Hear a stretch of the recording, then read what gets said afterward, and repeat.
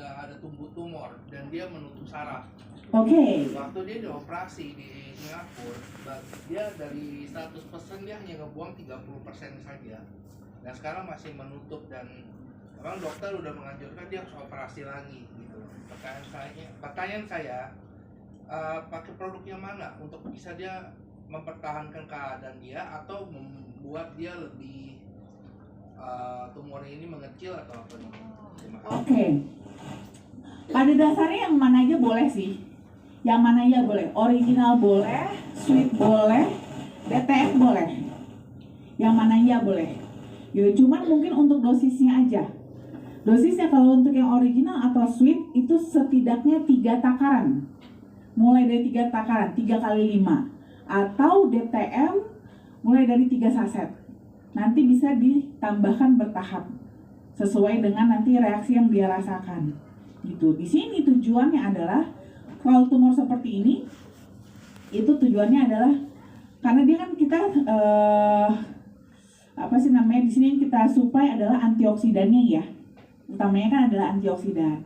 Jadi itu harapannya adalah supaya untuk membantu menekan progresivitas dari perkembangan si tumornya tersebut. Nah, tapi tetap ini akan kembali dari tumornya sendiri. Tumornya jinak atau ganas? Dibilang ganas juga kagak, jinak juga kagak. Suka-suka dia berkembangnya. Oke. Kadang-kadang diem, diperiksa, dokter bilang ini nggak ada perkembangan. Tapi pas bulan berikutnya diperiksa, kok berkembangnya ini lagi ya. Ini ya. Ya, biasanya itu sebenarnya itu karakternya jinak, seperti itu. Memang kalau dia tumor jinak, itu dia bisa stay jinak, bisa menjadi ganas. Tapi kalau dia udah tumor ganas, dia nggak akan bisa jadi jinak. Jadi dia nggak bisa downgrade, gitu. Bisanya upgrade doang. Nah itu berarti kemungkinan dia lebih kepada tumor jinak. Itu pun makanya mungkin yang dibersihkan kemarin hanya 30%. Ya, Bisa 30%. Itu dan untuk jaringan saraf dia, ketika mau dipotong semuanya dokternya bilang ada 2 pilihan. Kalau nggak dia meninggal, dia cacat. Iya, betul. Itu dia makanya kenapa masih bisa dipertahankan. Karena dilihat sejauh ini secara sifat karakternya tumornya masih ke jinak. Yang diharapkan nanti tumornya ini tidak semakin berkembang, tidak semakin menekan otak sampai ke batang otaknya. Sudah berkembang. Ya? Sudah berkembang karena dianjurkan operasi lagi. Cuma biayanya nggak ada. Iya. Kalau berkembang pasti berkembang sih. Cuma maksudnya di sini adalah kecepatan perkembangannya ya. Kecepatan perkembangannya. Walau bagaimanapun kecepatan perkembangan jinak itu masih tetap lebih lambat dibandingkan ganas. Nah, dan ibaratnya diharapkan di sini adalah yang kalau dari segi dokternya mungkin prioritasnya tetap adalah nyawa kan. Terlepas dia apakah akan cacat atau tidak. Gitu. Tapi minimal pertama nyawa harus selamat dulu. Nah, nyawa di sini yang dia jaga adalah terutama batang otak. Dia di bagian belakang. Iya, betul.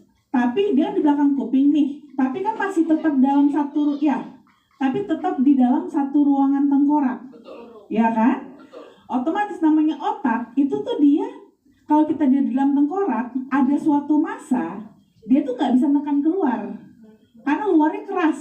Betul. Yang dia bisa tekan kemana? Ke dalam atau ke bawah. Yang di bawah ini ada namanya batang otak. Sedangkan batang otaklah yang akan menentukan nyawa, kesadaran.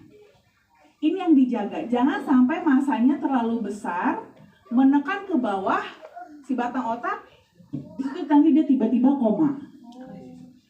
Nah, itu yang diharapkan. Berarti apa? Gimana caranya? Gimana caranya supaya ini tumor jangan terlalu cepat berkembangnya? Gitu. Karena supaya masanya dia nggak semakin menekan ke bawah, menekan cari tempat lain yang bisa dia tekan. Yang bisa dia tekan satu-satunya cuma ke bawah doang karena batang otak. Ini masih syukur dia masih di sini. Lama-lama dia makin besar kan tekan bisa tekan ke bawah. Itu yang bahaya. Iya, pasti. Iya. Iya. Pastilah itu kan pasti dilakukan operasi di lokasi yang terdekat kan.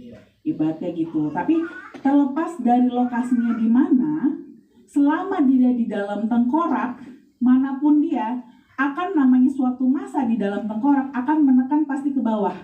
Karena cuman ke bawah bisanya ditekan. Ada lubang itu cuma ada di bawah. Dan di bawah ini adalah posisinya batang otak. Jadi otomatis yang kena tekan adalah batang otak. Dan batang otaklah yang menentukan kita hidup atau mati. Makanya kalau teman-teman lihat umpamanya ya, dia kondisinya koma nih, udah sampai bertahun-tahun. Tapi kenapa tidak dinyatakan meninggal? Karena secara batang otak masih ada. Patokannya adalah batang otak. Refleks batang otaknya masih ada. Selama refleks batang otak masih ada, ya dia masih dinyatakan hidup. Mau sadar ataupun tidak sadar. Gitu. Ya. Nah, makanya jadi di situ perannya antioksidan. Makanya memang di sini yang akan kita berikan tinggi adalah antioksidannya. Dosisnya berapa? Sebenarnya sih biasanya untuk kasus-kasus seperti ini itu seringnya tinggi. Jatuhnya bisa sampai 30 gram. 40 gram bisa. Cuman tetap saya anjurkan startnya mulai dari 15 dulu. Jangan langsung terlalu tinggi. Pelan-pelan bertahap aja. 15 gram dulu yang original.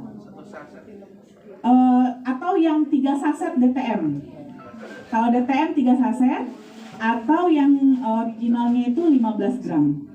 Nanti evaluasi dinaikkan bertahap tiap minggu. Gitu, seminggu dulu dia rasakan dengan dosis 15 gram atau 3 saset DTM. Badannya enak-enak aja, cocok nyaman-nyaman aja, baru ditambahin.